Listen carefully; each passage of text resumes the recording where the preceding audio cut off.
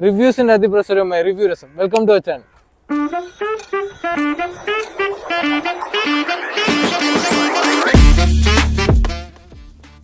So നമ്മൾ ഇന്ന് review ചെയ്യാൻ പോകുന്നത് ടൊയോട്ട ഹൈലക്സ്.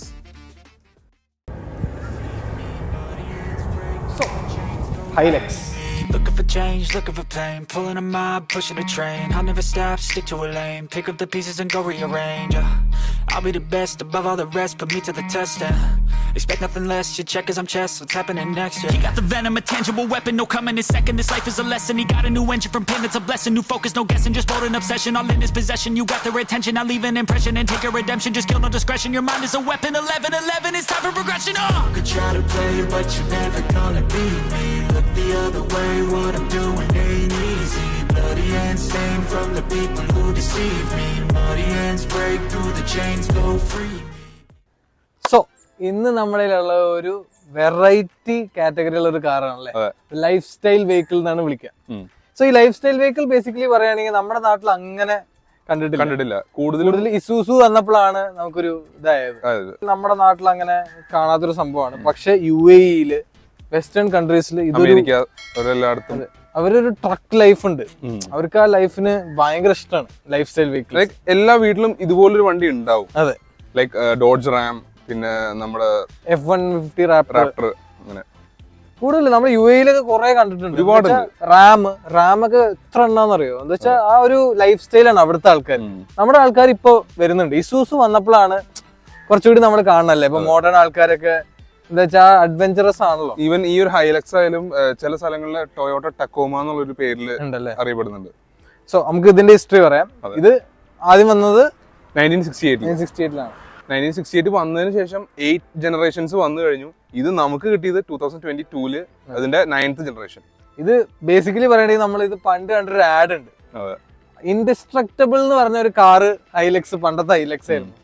പിന്നെയാണ് ആ ഒരു ആഡ് വെച്ചിട്ടാണ് ഇപ്പൊ ലോകത്ത് എല്ലാവർക്കും അറിയണം. എന്താ വെച്ചാൽ അത്രയും വീണ് കടലിൽ പോയിട്ട് പിന്നെ തിരിച്ചു വരുന്ന ഡ്യൂറബിലിറ്റി, റിലയബിലിറ്റി ഒക്കെ കാണിക്കണം ആ ഒരു ആഡിലാണ്. സോ ഇത് 2022 ഹൈലക്സ് ആണ്. നമുക്ക് ഇതിന്റെ വിശേഷങ്ങൾക്ക് പോകാം. ഓക്കെ, നമുക്ക് ഇതിന്റെ ഫ്രണ്ട് ലുക്കിലേക്ക് കിടക്കാം. ഫ്രണ്ട് ലുക്ക് കാണുമ്പോൾ തന്നെ ഫസ്റ്റ് അട്രാക്ഷൻ ഹൈലക്സ് എന്ന് ഇവിടെ ബോൾഡ് ലെറ്റേഴ്സിൽ എഴുതിയിട്ടുണ്ട്, നല്ല സൈസിൽ എഴുതിയിട്ടുണ്ട്. ഇതിൽ ഫ്രണ്ട് ക്യാമറ കൊടുത്തിട്ടില്ല, അതൊരു ഡ്രോബാക്ക് ആണ്. ഫ്രണ്ടിൽ ക്യാമറ കൊടുത്തിട്ടില്ല, ജസ്റ്റ് സെൻസേഴ്സ് കൊടുത്തിട്ടുണ്ട്. 4 സെൻസേഴ്സ് ഫ്രണ്ടിൽ കൊടുത്തിട്ടുണ്ട്. ക്യാമറയുടെ ഒരു കുറവുണ്ട്. എന്താ വെച്ചാൽ 360 സെൻസേഴ്സ് കൊടുത്തിട്ടുണ്ട്, പക്ഷെ 360 ക്യാമറ കൊടുത്തിട്ടില്ല. പക്ഷെ ഈ ഗ്രില്ല് നല്ല ഭംഗിയുണ്ടല്ലോ, നല്ല ബോൾഡ് ലുക്ക്, പ്രസൻസ് ഭയങ്കര വണ്ടിക്ക് കൊടുത്തിരിക്കണം. ആ ഒരു ബോൾഡ് ലുക്ക് അവർ ഫ്രണ്ടിൽ കൊടുത്തിട്ടുണ്ട്. ഹെഡ്ലൈറ്റ് നല്ല പ്രൊജക്ടർ ലാമ്പാണ്, നല്ല പ്രസൻസ് ആണ് ഇതിന്റെ ലൈറ്റ്, നല്ല ഫ്ലാഷും ഉണ്ട്, നല്ല ത്രോ ഉണ്ട്. പിന്നെ ഇതിന് ഫോഗ് ലാമ്പ് ഇവിടെ ചെറുതായിട്ട് കൊടുത്തിട്ടുണ്ട്, ചെറിയ ഫോഗ് ലാമ്പ് കാണാം. ഇവിടെ തന്നെയാണ് DR ലൈറ്റും പോണത്. പിന്നെ ടൊയോട്ടയുടെ ലോഗോ നല്ല സൈസിൽ കൊടുത്തിട്ടുണ്ട്. ഇതിന്റെ ബോണറ്റ് നല്ല ഹ്യൂജ് ഫീലാണ് അവർ കൊടുത്തിരിക്കുന്നത്. 2 ഷാർപ്പ് ലൈൻസ് പോയിട്ടുണ്ട്. ഇവിടെ ഒരു മിറർ കൊടുത്തിട്ടുണ്ട്. കാണാൻ നല്ലൊരു ഭംഗിയാണ്. എസ്പെഷ്യലി റെഡ് ഭയങ്കര പ്രസൻസ് ആണ്. ഇതിന്റെ സ്റ്റാൻഡേർഡ് മോഡൽ ഇവിടെ ഹാലജൻ സെറ്റപ്പ് ആണ് കൊടുത്തിരിക്കുന്നത്. ഇത് ടോപ്പ് സ്പെക് ആണ്, ഹൈ എന്ന് പറയും. ഹൈ ആണ് ഈ വേരിയന്റ്. അപ്പോൾ ഈ വേരിയന്റ് പേര് ഹൈ ആണ്. ഹൈന് പ്രൊജക്ടർ ലാമ്പും ഫുൾ LED സെറ്റപ്പ് ആണ് വന്നിരിക്കുന്നത്. നമുക്ക് സൈഡ് ലുക്കിലോട്ട് പോകാം. സോ നമുക്ക് സൈഡ് ലുക്സിന്റെ റിവ്യൂലേക്ക് വരാം. സൈഡ് ലുക്സിന്റെ റിവ്യൂലേക്ക് ആദ്യമേ വരുമ്പോൾ നമ്മൾ ആ ഒരു ഡിഫൻഡറിൽ പറഞ്ഞ ആ ഒരു കാര്യം എനിക്ക് പറയേണ്ടത്, ആ ഒരു പ്രസൻസ് എന്ത് മാസീവ് അല്ലേ. ആ ഒരു ലെങ്ത് തന്നെ അറൗണ്ട് ഒരു 5530 mm അടുത്ത് വരും. അത് നമ്മുടെ നോർമൽ S ക്ലാസിനേക്കാളും വലുതാണ് ആ ഒരു ലെങ്ത് പറയുകയാണെന്നുണ്ടെങ്കിൽ. പിന്നെ നമുക്ക് സൈഡിലേക്ക് വരുമ്പോൾ ടയേഴ്സിനെ പറ്റി പറയാം. ടയേഴ്സിൻ്റെ സെക്ഷനിലേക്ക് വരുമ്പോൾ സൈസ് വന്നിട്ട് 265/60 R18 ഇഞ്ചിൻ്റെ വീൽസാണ് കമ്പനി കൊടുത്തിരിക്കുന്നത്. ഈ ഒരു അലോയിൻ്റെ ഡിസൈൻ കണ്ടാലും നമുക്ക് ആ ഒരു 4x4 ഫോർച്യൂണറിൽ കണ്ട സെയിം ഡിസൈനാണ് കൊടുത്തിരിക്കുന്നത്, ആ ഒരു സിൽവർ ഫിനിഷിങ്ങിലേക്ക് കൊടുത്തിട്ട്. പിന്നെ വരാണെന്നുണ്ടെങ്കിൽ ഹൈലക്സിൻ്റെ ഒരു ബാഡ്ജിങ് ആണ് ക്രോം ഇൻസേർട്സിൽ കൊടുത്തിരിക്കുന്നത്. അത് ഓരോ ഓപ്പോസിറ്റ് ഡോർസിലും കൊടുത്തിട്ടുണ്ട്. ടോട്ടൽ 9 ഏരിയാസിലാണ് ഈ ഒരു ഹൈലക്സിൻ്റെ ബാഡ്ജിങ് ഈ ഒരു കാറിൽ വന്നിരിക്കുന്നത്. പിന്നെ വരാണെന്നുണ്ടെങ്കിൽ മിറേഴ്സ് എല്ലാം ക്രോം ഫിനിഷ്, ഡോർ ഹാൻഡിൽസ് എല്ലാം ക്രോം ഫിനിഷസിലാണ് കൊടുത്തിരിക്കുന്നത്. 360 ഡിഗ്രി ക്യാമറ ഒന്നും വരുന്നില്ല, ലൈക്ക് അതിൻ്റെ ഒരു പ്ലേസ്മെൻറ്റ് ഇതിൽ ഇല്ല, കൊടുത്തിട്ടില്ല. റിക്വസ്റ്റ് സെൻസേഴ്സ് വന്നിട്ട് ഫ്രണ്ടിൽ 2 ഡോസിനും കൊടുത്തിട്ടുണ്ട്. നമുക്ക് ആ ഒരു ഫുഡ് സ്റ്റെപ്പ് കൊടുത്തിട്ടുണ്ട്. ഇതിൻ്റെ ഒരു ആഫ്റ്റർ മാർക്കറ്റ് ആക്സസറി ആയിട്ട് നമുക്ക് വേണമെങ്കിൽ ഓട്ടോമാറ്റിക്കലി ഡിപ്ലോയബിൾ വരെ കൊടുക്കാനുള്ള ഒരു ഓപ്ഷൻ ഉണ്ട്. പിന്നെ സൈഡിലേക്ക് വരാണെന്നുണ്ടെങ്കിൽ full black cladding running out through out the body കൊടുത്തിട്ടുണ്ട്. പിന്നെ വന്നിട്ട് ഹൈലക്സിൻ്റെ ഒരു ആക്സസറൈസിൻ്റെ ഭാഗമായിട്ട് ഹൈലക്സിൻ്റെ ഒരു ഗാർഡ് പോലത്തെ ഒരു ഗ്രില്ല് കൊടുത്തിട്ടുണ്ട്. ആ ഒരു ഓട്ടോ ഡിപ്ലോയബിൾ ബൂട്ട് ലിഡ് കൊടുത്തിട്ടുണ്ട്. അങ്ങനെ എല്ലാ ബിറ്റ്സും കൊടുത്തിട്ടുണ്ട്. ഗ്രൗണ്ട് ക്ലിയറൻസ് വന്നിട്ട് 220 mm ഗ്രൗണ്ട് ക്ലിയറൻസ് ആണ് കൊടുത്തിരിക്കുന്നത്, which is adequately more. So അതൊക്കെ തന്നെയായിരുന്നു സൈഡിലെ റിവ്യൂ. സോ നമുക്ക് ഇതിൻ്റെ ബാക്കിലേക്ക് വരുമ്പോൾ ആദ്യമേ തന്നെ ശ്രദ്ധ പോകുന്നൊരു കാര്യമാണ് ഇതിൻ്റെ ഒരു ലൈറ്റ് സെറ്റപ്പ്. ആക്ച്വലി ഇതിൽ ടേൺ ഇൻഡിക്കേറ്റേഴ്സിൻ്റെ ലൈറ്റ്സ് മാത്രമാണ് ഹാലജൻ യൂണിറ്റ് വന്നത്, ബാക്കി എല്ലാം LED യൂണിറ്റ്സ് ആണ് സെറ്റപ്പ് കൊടുത്തിരിക്കുന്നത്.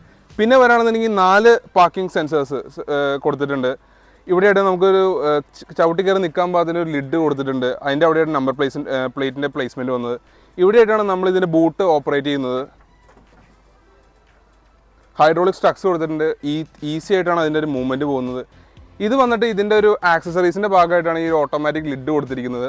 അത് നമുക്ക് റിമോട്ടിൽ ഓപ്പറേറ്റ് ചെയ്യാൻ കഴിയും. ഇതിൻ്റെ ഒരു കപ്പാസിറ്റി പറയാവുന്നത് 435 ലിറ്റേഴ്സ് ആണ്. നമുക്കിതിന് 480 kilograms വരെ വെയിറ്റ് ലോഡ് ചെയ്യാനുള്ള ഒരു ഓപ്ഷനും ഇതിൽ കൊടുത്തിട്ടുണ്ട്. സോ അത്രയും ഹെവി ആയിട്ട് നമുക്ക് ഇതിൻ്റെ യൂട്ടിലിറ്റിയുടെ ഭാഗത്ത് അത്രയും സ്ട്രോങ് ആണ് കാര്യങ്ങൾ. ഹൂക്സ് കൊടുത്തിട്ടുണ്ട്, അതിൻ്റെ ലൈറ്റ് പ്ലേസ്മെൻറ്റ് കൊടുത്തിട്ടുണ്ട്, അങ്ങനെ എല്ലാ റെഗുലർ ബിറ്റ്സും കൊടുത്തിട്ടുണ്ട്. അത്യാവശ്യം നല്ല സ്ട്രോങ് ആയിട്ടാണ് അതിൻ്റെ ഒരു തഡും എല്ലാം വന്നിരിക്കുന്നത്. സോ അത്രയൊക്കെ തന്നെയായിരുന്നു ബാക്കിലെ വിശേഷങ്ങൾ. കയറിയിരിക്കുമ്പോൾ തന്നെ ഒരു ഹൈറ്റ് നമുക്ക് ഫീലാവും, ഇവിടെ പിടിച്ചിട്ടൊക്കെ കയറേണ്ട ഒരു ഫീലാണ്. ഇരിക്കുമ്പോൾ ആ പൊസിഷൻ തന്നെ നല്ല ഹൈറ്റിലാണ് ഇരിക്കണത്. നമുക്ക് ബോണറ്റ് ഫുള്ള് കാണാം, നല്ലൊരു പൊസിഷനിലാണ് ഇരിക്കണത്. 8 way ഓഫ് അഡ്ജസ്റ്റിംഗ് ഇലക്ട്രോണിക്കലി ഇവിടെ കൊടുത്തിട്ടുണ്ട്. ഡ്രൈവർ സൈഡ് കൊടുത്തിട്ടുണ്ട്, നമുക്ക് പാസഞ്ചർ സൈഡ് നോർമലാണ് കൊടുത്തിരിക്കുന്നത്. സ്റ്റിയറിംഗ് പറയുകയാണെങ്കിൽ ടിപ്പിക്കൽ ഫോർച്യൂണറിൻ്റെ സ്റ്റിയറിംഗ് ആണ്, സെയിം സ്റ്റിയറിംഗ് ആണ്, വുഡൻ ഫിനിഷ് അകത്തൊന്നുമില്ല. ബേസിക് സ്റ്റിയറിംഗ് ആണ് കൊടുത്തിരിക്കുന്നത്. ജസ്റ്റ് വുഡൻ ഫിനിഷിന് ഒരു കുറവുണ്ട്, ബാക്കി നോക്കിയ ഫോർച്യൂണറിൻ്റെ സെയിം സ്റ്റിയറിംഗ് ആണ്.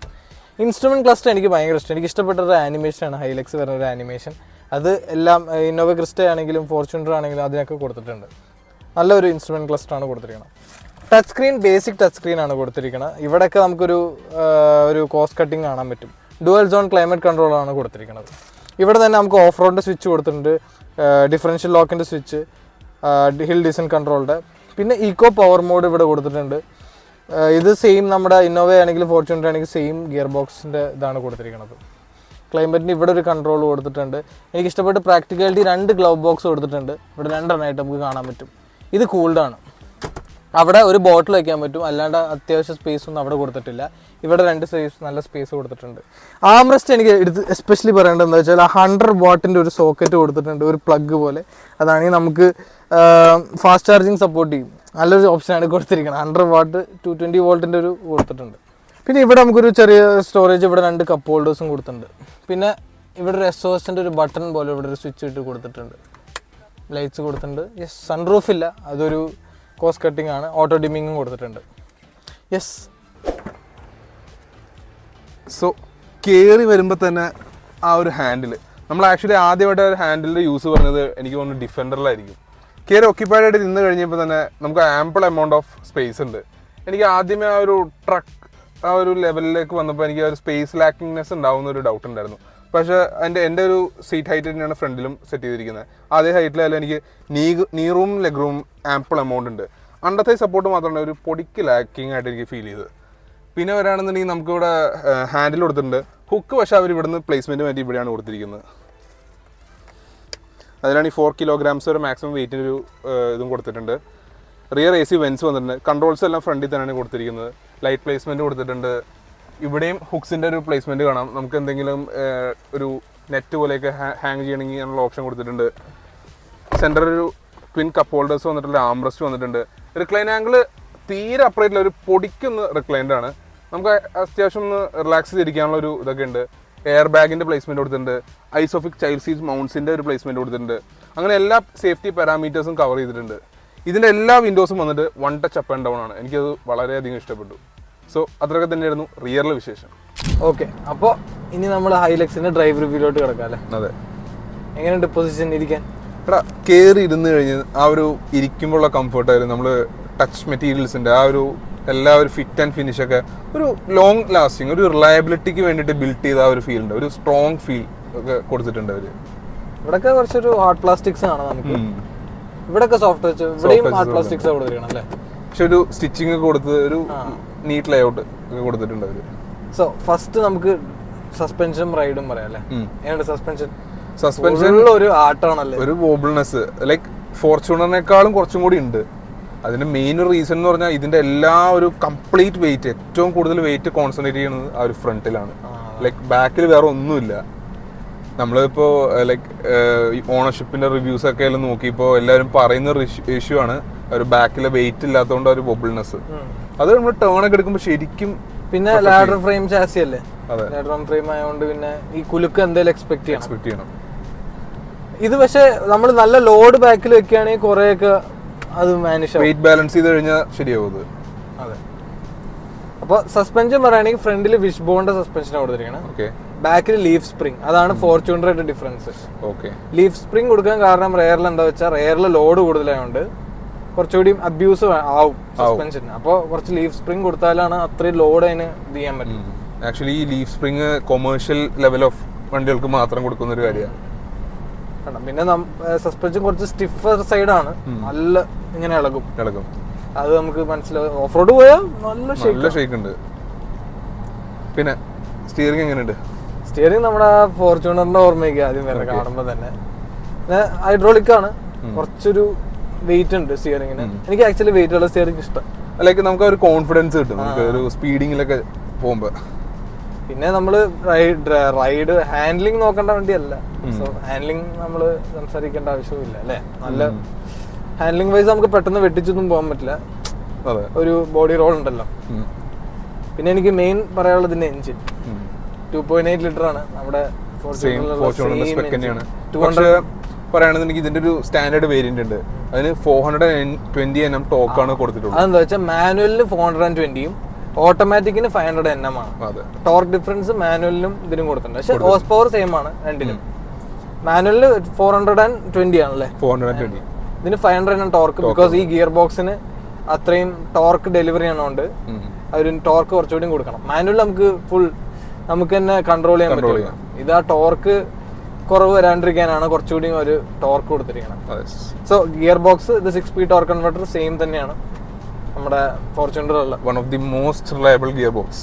ഗിയർ ബോക്സും അത്യാവശ്യം ലാസ്റ്റിംഗ് ആണ്, എത്രയോ കിലോമീറ്റേഴ്സ് റൺ ചെയ്യും അല്ലേ. പിന്നെ നല്ല എനിക്ക് തോന്നുന്നു ഫോർച്യൂണറിനെക്കാളും കുറച്ചുകൂടി റിഫൈൻമെന്റ് ഫീൽ ചെയ്യണം. ആ എന്താ കാരണം എന്നറിയില്ല, കുറച്ചുകൂടി ഇൻസുലേഷൻ എനിക്ക് തോന്നുന്നുണ്ട് ഫോർച്യൂണറിനേക്കാളും. മേ ബി ക്യാബിൻ ഏരിയ കുറഞ്ഞതുകൊണ്ടായിരിക്കാം ചിലപ്പോ. നമുക്ക് ഇതിന്റെ മെയിൻ കാര്യം പറയാം. എഞ്ചിന്റെ ക്യാരക്ടർ നല്ല ലോ എൻഡ് അവർ കൊടുത്തിട്ടുണ്ട് കേട്ടോ. നല്ല ഇനീഷ്യൽ ലോ എൻഡ് കൊടുത്തിട്ടുണ്ട്. അതെന്താ വെച്ചാൽ ഓഫ് റോഡ് പോകേണ്ട വണ്ടിയല്ലേ, അപ്പൊ ആ ലോ എൻഡ് വേണം. ഇപ്പോ ഇതിന് എക്കോ മോഡ് ഉണ്ട്, പവർ മോഡ് ഉണ്ട്. പവർ മോഡ് ഞെക്കിയിട്ട് നമ്മള് ത്രോട്ടിൽ ചെയ്താ ആ ഒരു ഇനീഷ്യൽ ലാഗ് ഉണ്ട്. അത് കഴിഞ്ഞാണ്ടല്ലോ ആ ലാഗ് ഈ ഗിയർ ബോക്സ് തന്നെയാണ്. ഗിയർ ബോക്സിന് ലാഗ് കഴിഞ്ഞാൽ വണ്ടി നല്ല പുള്ളിയും അത് അഡ്ജസ്റ്റ് ചെയ്യാൻ വേണ്ടി ഒരു കൂടുതൽ ടോർക്ക് കൊടുക്കണ്ട. ആ ഒരു ചെറിയൊരു പുഷ് ബാക്ക് ഉണ്ടല്ലേ, ആ ഒരു ബൂം സൗണ്ട് നിങ്ങൾക്ക് ഇപ്പൊ മൈക്കിൽ കേൾക്കാൻ കഴിയും. ഇത്ര പിന്നെ നല്ല ട്രാൻസ്മിഷൻ ആട്ടോ, ഗിയേഴ്സ് മാറുന്നൊക്കെ നല്ല സ്മൂത്ത് ആയിട്ടാണ് ട്രാൻസിഷൻ. ഒരു ബബിൾനെസ് കുറച്ചുണ്ട്. പിന്നെ ഓവർടേക്ക് ഒക്കെ ഇൻസ്റ്റന്റ്ലി നമുക്ക് ആ പുള്ള് കിട്ടും കണ്ട. അതാ ഇത്രയും വെയിറ്റ് ഉള്ള വണ്ടിയിലും പുള്ളി ഉണ്ടല്ലേ, അത് സമ്മതിക്കണം. എഞ്ചിൻ അവർ നല്ല ട്യൂൺ ചെയ്തിട്ടുണ്ട്. എഞ്ചിന്റെ കാര്യം അതാണെങ്കിലും മൈലേജ് ഈ വണ്ടിക്ക് എക്സ്പെക്ട് ചെയ്യരുത് അല്ലേ, ഡീസൽ ആണെങ്കിലും. അതെ, ഫോർ എ 2.8 ലിറ്റർ എഞ്ചിൻ നമുക്കിപ്പോ സിറ്റിയിൽ എടുക്കുകയാണെന്നുണ്ടെങ്കിൽ ഒരു 10-9 ആ ഒരു റേഞ്ചാണ് കിട്ടുന്നത് ഇൻ റിയൽ ലൈഫ്. ഞാൻ പറയാം നമ്മുടെ ഒരു യൂസിന് ഒരു 7 to 8 പ്രതീക്ഷ മതി. അത്രയും ഹാർഡായിട്ട് പുഷ് ചെയ്ത് ഓടിക്കുകയാണെങ്കിൽ. ഓഫ് റോഡ് പോകണമെങ്കിൽ അതിനേക്കാളും കുറയും. പക്ഷെ ഒരു 6 to 7 to 8 എന്നുവെച്ചാൽ ഇപ്പൊ കോമ്പറ്റീറ്റേഴ്സ് നോക്കുകയാണെങ്കിൽ ഇസൂസു ഡിമാക്സിന് കുറച്ചുകൂടി മൈലേജ് പറയുന്നുണ്ട്. അതെന്ന് വെച്ചാൽ പവർ വൈസും കുറച്ച് കുറവാണ്. പക്ഷെ റിയൽ വേൾഡിൽ അങ്ങനെ പവർ നമുക്ക് തോന്നില്ല. ഇസൂസും അത്യാവശ്യം പവർ അവർ കൊടുത്തിട്ടുണ്ട്. ഹൈവേ റൺസിലൊക്കെ പറയുകയാണെങ്കിൽ ഒരു 12 വരെയൊക്കെ അല്ലേ, ഹൈവേയിൽ ഒരു 10 എന്താ വെച്ചാൽ വെയിറ്റ് ഉണ്ട് വണ്ടിക്ക്, നല്ല വെയിറ്റ് ഉണ്ട്. 2 ടണ്ണിന്റെ മുകളിൽ വെയിറ്റ് ഉണ്ടല്ലോ. അപ്പൊ ആ വെയിറ്റിനുള്ള ഇതുണ്ട്. ആൻഡ് ഓഫ് കോഴ്സ് നിങ്ങൾക്ക് ബൂട്ടില് ലൈക്ക് ലോഡിങ് എത്ര ഉണ്ട് അതും മൈലേജിനെ എഫക്ട് ചെയ്യും. സോ നമുക്ക് ഈ വണ്ടിയുടെ കാര്യം പറയാം. എന്തിനാണ് ഈ വണ്ടി എടുക്കുന്നത്? നമ്മുടെ പുറത്തുള്ള സ്ഥലങ്ങളിൽ എന്താ വെച്ചാൽ ആൾക്കാർ ടൂർ പോകും, റിമോട്ട് ഏരിയാസിലോട്ടാണ് പോവാ. അപ്പോൾ അവർ ലോഡ് ഉണ്ടാവും, കുറെ സാധനങ്ങൾ ഉണ്ടാവും. ഇപ്പൊ ഞാൻ മെയിൻ പറയുകയാണെങ്കിൽ ഇപ്പൊ നമുക്ക് ഒരു ട്രിപ്പ് പോകണം, നമുക്ക് സൈക്കിൾ കൊണ്ടുപോകണം, കയാക്കിങ് ചെയ്യണം, അങ്ങനത്തെ റിമോട്ട് ഏരിയാസിൽ നമ്മൾ ട്രിപ്പ് പോകുമ്പോൾ ഇങ്ങനത്തെ ഒരു വണ്ടി വേണം. നമുക്ക് ബാക്കിൽ സൈക്കിൾ ലോഡ് ചെയ്യാം, അതേപോലെ കയാക്കിങ്ങിന് ആ ഒരു കയാക്ക് ലോഡ് ചെയ്യണമെങ്കിൽ അത്രയും സ്പേസ് വേണം. അപ്പൊ ഏറ്റവും നമ്മുടെ നാട്ടിൽ ഏറ്റവും സൂട്ട് ചെയ്യണത് ഇത് ഫാമേഴ്സിനായിരിക്കും കുറച്ചും കൂടി, പ്ലാന്റേഷൻ ഒക്കെ ഉള്ളവർക്ക്. അത് സെക്കൻഡ് പോയിന്റ് ആണ്. അവർക്കും ഇത് യൂസ്ഫുൾ ആണ്. അവർക്ക് കുറച്ച് ലോഡൊക്കെ കൊണ്ടുപോകണമെങ്കിൽ. പിന്നെ ഓൺട്രപ്രന്യൂസിന് എന്തെങ്കിലും ചെറിയ ചെറിയ പ്രൊഡക്ട്സോ അവർക്ക് എന്തെങ്കിലും കൊണ്ടുപോകാനുണ്ട് എന്തെങ്കിലും ഉണ്ടെങ്കിൽ. എനിക്ക് അതിലാണ് ഒരു എക്സാമ്പിൾ പറയാനുള്ളത്. നമുക്ക് എല്ലാവർക്കും അറിയാവുന്ന ഒരു ഫേമസ് ബ്ലോഗറാണ് ഡ്യൂക്കാമാൻ. He's owning Hilux. പുള്ളിയായാലും ലൈക്ക് പുള്ളിയുടെ നിഞ്ച ലോഡ് ചെയ്യാൻ വേണ്ടിയിട്ടാണ് ആ ഒരു പർപ്പസ് യൂസ് ചെയ്യണം, ബാക്കിലൊരു ബൂട്ടിലിട്ട്. അപ്പോൾ അതാണ്, നമുക്ക് ഇങ്ങനത്തെ അഡ്വഞ്ചറസ് ലൈഫ് വേണമെങ്കിൽ ഇങ്ങനത്തെ ഒരു ലൈഫ് സ്റ്റൈൽ വെഹിക്കിൾ ആണ് എടുക്കുക. ഓക്കെ. അപ്പോൾ അത്രയും ലോഡ് കൊണ്ടുപോകണം. ഇപ്പൊ നമുക്കൊരു വീട്ടിൽ നിന്ന് എന്തെങ്കിലും ഷിഫ്റ്റ് ചെയ്യണമെങ്കിൽ നമുക്കൊരു ഡിപ്പെൻഡ് ചെയ്യേണ്ട ആവശ്യമില്ല. ഒരു ട്രക്ക് വിളിക്കാനോ അങ്ങനെ ഡിപ്പെൻഡ് ചെയ്യേണ്ട ആവശ്യമില്ല. നമുക്ക് ചെറിയ സാധനങ്ങളൊക്കെ ഫ്രിഡ്ജ് കയറ്റണമെങ്കിലോ അതൊക്കെ നമുക്ക് തന്നെ ഷിഫ്റ്റ് ചെയ്യാൻ പറ്റും. അങ്ങനത്തെ പേർപ്പസിലാണ്, ഞാൻ പേർപ്പസിന്റെ കാര്യങ്ങളാണ് പറയണത്. ഇപ്പൊ ഒരു ഫോർച്യൂണറിന്റെ ഏകദേശം ആ സെയിം തന്നെയാണ് പ്രൈസിങ്. ഫോർച്യൂണറേക്കാൾ കുറവാണ്, കുറച്ച്. ആ ഫോർച്യൂണറിന് പകരം ഇത് എടുക്കണം എന്തിനാന്ന് വെച്ചാൽ ഇങ്ങനത്തെ കാര്യത്തിനാണ്, അഡ്വഞ്ചറസ് ലൈഫ്. പിന്നെ ചിലവർ എടുക്കുന്നത് വെച്ചാൽ ഒരു യുണീക്ക് ലുക്ക് റോട്ടില്, ആ ഒരു പ്രസൻസ് ഉണ്ടല്ലോ, ആ യുണീക്നെസ്സിന് വേണ്ടിയിട്ട് എടുക്കണവരും ഉണ്ട്. ഓക്കെ. പിന്നെ എനിക്ക് എടുത്തു പറയേണ്ട വേറൊരു കാര്യമാണ്, നിങ്ങൾക്ക് എല്ലാം കൂടി ചേർന്നൊരു വണ്ടി വേണം. ഇപ്പോൾ സ്പേസിന് സ്പേസ്, SUV ക്യാരക്ടർ എവിടെ വേണമെങ്കിലും എടുത്തിട്ട് പോകാനൊരു വണ്ടി, ബൂട്ട് സ്പേസ് പ്ലെന്റി, അങ്ങനെ വരുമ്പോഴും ഇതൊരു ഓൾറൗണ്ടറാണ്. സോ അതാണ്, അങ്ങനത്തെ ഉള്ളവർ മെയിൻ ആയിട്ട് ഇത് എടുക്കുള്ളൂ. അല്ലാത്തവർ എടുത്താൽ മെയിൻ പ്രശ്നം എന്ന് വെച്ചാൽ ഭയങ്കര ലെങ്ത് ആണ്. നമ്മളൊരു റെഫറൻസ് പറയുകയാണെങ്കിൽ എസ് ക്ലാസിനേക്കാളും നീളമുള്ളൊരു വണ്ടിയാണ്. പാർക്കിംഗ് സ്പേസ് നമ്മുടെ എസ്പെഷ്യലി പറയുകയാണെങ്കിൽ കൊച്ചിയിലൊക്കെ കൊണ്ടു നടക്കണമെങ്കിൽ കുറച്ച് ഡിഫിക്കൽട്ടാണ്. സോ അങ്ങനെയുള്ളവർക്ക് ലൈക്ക് ഓഫ് റോഡർ ആണ് വേണമെന്നാണെങ്കിൽ ജീപ്പ് മെറിഡിയൻ, അതേപോലെ എന്താ പറയാ ഗുർക്ക, താർ റോക്സ്, അതൊക്കെ ഉണ്ട്. പക്ഷെ നിങ്ങൾക്ക് ഇങ്ങനത്തെ ഒരു പേർപ്പസ്, ഒരു അഡ്വഞ്ചറസ് ലൈഫ് വേണമെന്നാണെങ്കിൽ നിങ്ങൾ ഇങ്ങനത്തെ പിക്കപ്പ് ട്രക്ക് എടുക്കേണ്ടി വരും. That means life style pickup truck, rugged pickup truck, ഇങ്ങനെ എന്തൊക്കെ പേരുകളാണല്ലോ ഹൈലക്സ്. സോ അങ്ങനെയാണ്. സോ ഇതിന്റെ ഈ ഒരു ബേസ് ലൈഫ് സ്റ്റൈൽ വെഹിക്കിൾ ഒറ്റ വണ്ടിയുള്ളൂ, അത് ഇസൂസു ഡിമാക്സ്, ഇസൂസു വി ക്രോസ് എന്ന് പറഞ്ഞിട്ട് 2 ഓപ്ഷൻ ഉണ്ട്. അതേപോലെ ഇസൂസു ക്യാബ് ആയിട്ട് കൊടുക്കുന്നുണ്ട്, ലൈക്ക് മറ്റേ നമ്മുടെ കമേഴ്ഷ്യൽ യൂസിന് മാത്രമുള്ള ഒരു ഇസൂസു ഉണ്ട്. മെയിൻ പറയുന്നത് ഇസൂസു വി ക്രോസ് ആണ് ഇതിന്റെ കൂടെ ഉള്ളത്. ഇസൂസു വി ക്രോസ് 30 lakhs എന്ന് പറഞ്ഞല്ലേ, 35 ടോപ്പ് സ്പെക് ആണ് കേട്ടോ ഇസൂസുന്റെ. ഇതിന്റെ ഒരു 40-45 വരുന്നുണ്ടല്ലേ സ്റ്റാർട്ടിങ്. അപ്പൊ നമുക്ക് ഇതിന്റെ പ്രൈസിംഗിലേക്ക് വരാം. അവിടെയാണ് നീ ലൈക്ക് ശരിക്കും സർപ്രൈസ് ആവാനിരിക്കുന്നത്. ഇതിന് 3 വേരിയൻസ് ആണ് പറയുകയാണെങ്കിൽ വരുന്നത്. സ്റ്റാൻഡേർഡ് ഉണ്ട്, ഹൈ ഉണ്ട്. സ്റ്റാൻഡേർഡിൽ ഒള്ളി മാനുവൽ മാത്രമാണ് നമുക്കൊരു ഓപ്ഷൻ ഉള്ളൂ. ഹൈയിൽ വരുമ്പോൾ ഹൈ മാനുവൽ ഉണ്ട്, ഹൈ ഓട്ടോമാറ്റിക് ഉണ്ട്. നമ്മളിന്ന് ഡ്രൈവ് ചെയ്യുന്നത് ഹൈ ഓട്ടോമാറ്റിക് ആണ്.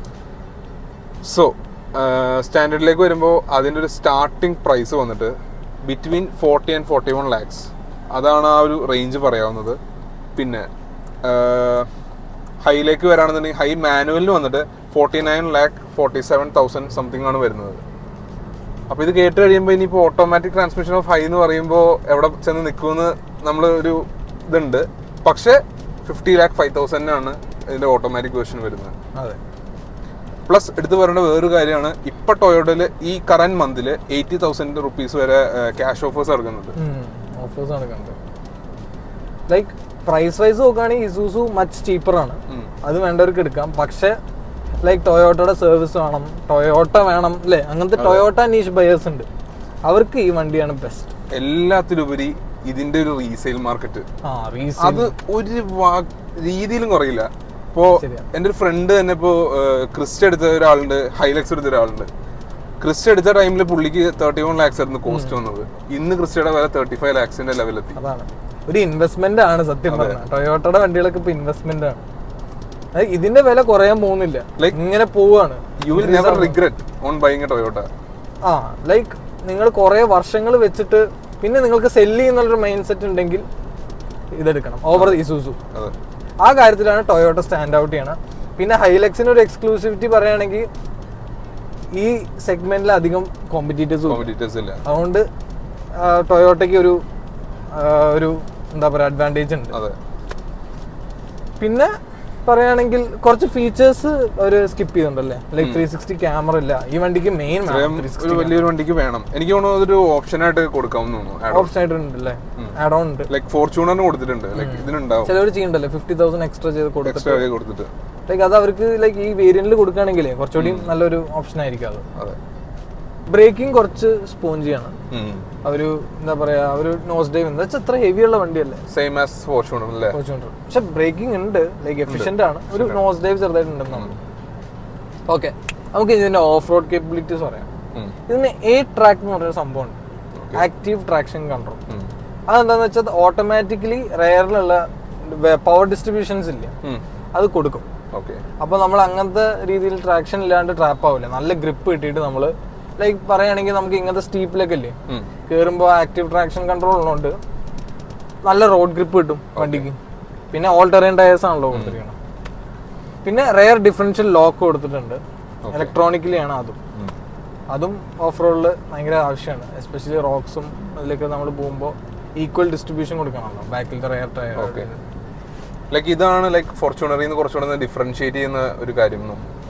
എന്താ വെച്ചാൽ കുറച്ചുകൂടിയും ഓഫ് റോഡ് കേപ്പബിലിറ്റി ഉണ്ട്. മെയിൻ പറയുകയാണെങ്കിൽ ഇതിന്റെ അപ്രോച്ച് ആംഗിളും ഡിപ്പാർച്ചർ ആംഗിളും ബ്രേക്ക് ഓവർ ആംഗിളും ഫോർച്യൂണറിനേക്കാളും കൂടുതലാണ്. ഒരു 1 ഡിഗ്രി വെച്ച് കൂടുതലാണ്. അത് 1 ഡിഗ്രി ഉള്ളൂ, പക്ഷെ നമ്മൾ ഓഫ് റോഡിലേക്ക് ഇറങ്ങുമ്പോൾ അത് ഭയങ്കര ഒരു ഇതാണ്. ഈവൻ ടേണിംഗ് റേഡിയസ് പോലും. ഇത് ടേണിംഗ് റേഡിയസ് കുറച്ച് പ്രശ്നമാണ്. 5.3 meters ഉള്ള വണ്ടിയാണ്. വീതി കുറഞ്ഞ റോട്ടിൽ പോയി കഴിഞ്ഞാൽ ലൈക്ക് 2-3 തവണയൊക്കെ ഒന്ന് വെട്ടിച്ച് തിരിക്കണം. ഒരു ചെറിയ ഡിഫിക്കൽട്ടി ഉണ്ട്. സോ നമുക്കിതൊരു വേർഡിക്റ്റ് പറയാം അല്ലേ. സോ ഈ വണ്ടി നമുക്ക് തന്നെ നിപ്പോൺ ടൊയോട്ട ആണ്, കളമശ്ശേരിയിലുള്ള ടൊയോട്ട അല്ലേ. സോ നിപ്പോൺ ടൊയോട്ടയെ പറ്റി പറയുകയാണെന്നുണ്ടെങ്കിൽ കേരളത്തിലെ ഏറ്റവും കൂടുതൽ സർവീസ് നെറ്റ്വർക്ക്സും സെയിൽ എല്ലാം ക്വറീസ് എല്ലാം ഡീൽ ചെയ്യുന്ന ഏറ്റവും വലിയൊരു ഡീലർഷിപ്പാണ്. ലൈക്ക് നമുക്ക് ഇയേഴ്സ് ആയിട്ട് അറിയാവുന്ന ഒരു ഡീലർഷിപ്പും കൂടിയാണ്. നമുക്ക് എന്ന് ഒരു കാർ റിവ്യൂ ചെയ്യണം അല്ലെങ്കിൽ എന്തെങ്കിലും ഒരു ഹെൽപ്പ് വേണം എന്ന് പറഞ്ഞു കഴിഞ്ഞാൽ they will come to trust അവർ ബിൽഡ് ചെയ്യുന്നുണ്ടല്ലേ. അതുകൊണ്ട് തന്നെയാണ് ഈ ടൊയോട്ടയ്ക്ക് സെയിൽസ് കൂടണം ഒരു factor. Also service quality, customer interaction ഭയങ്കരമാണ്. അപ്പോൾ special thank to mister Hafiz, special thanks to mister Sandeep and Toyota especially for giving this Hilux for the review. Thank you for watching. Subscribe, like and support. Thank you.